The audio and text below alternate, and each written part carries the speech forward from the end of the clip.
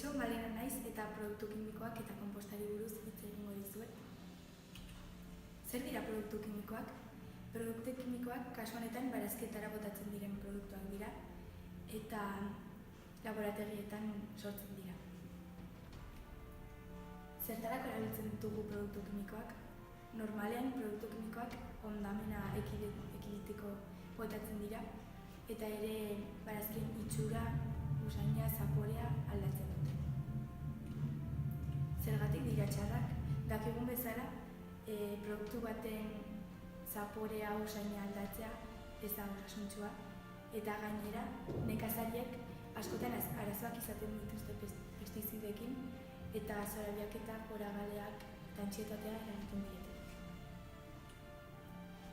Nor du arrisku gehien? Arrisku gehien dutenek dira ume txikiak, haurdun dauden emakumeak eta fetuak. Produktu kimikoak kutsadura eragiten dute, barazkietara botatzen ditugu gure baratzetan eta gero errekara edo airera joaten dira. Hori ekiditeko janari ekologikoa sortu da eta janari ekologikoa laborantza sistema baten bitartez lortutako produktuak dira eta hauei ez zaie ez pestizida, ez herbizida, ez hormonik botatzen. Normalean beti entzun dugu janari ekologikoa garestiagoa dela eta hau da produktu berdina lortu behar dutelako produktu kimikorik gabe eta hori badela bidako eramaten du. Zer da konposta?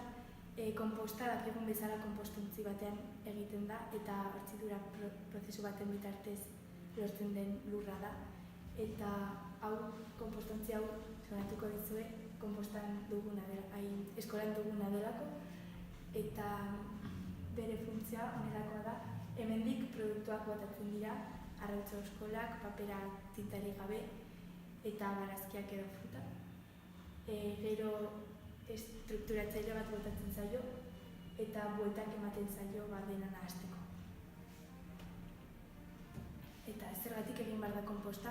Konpostarekin kutsadura asko murrizten dugu, zabor asko murrizten dugulako eta gainera gure baratzetara produktu kimikorik ez diogu botatzen. Orain bideo bat jarriko dizuet.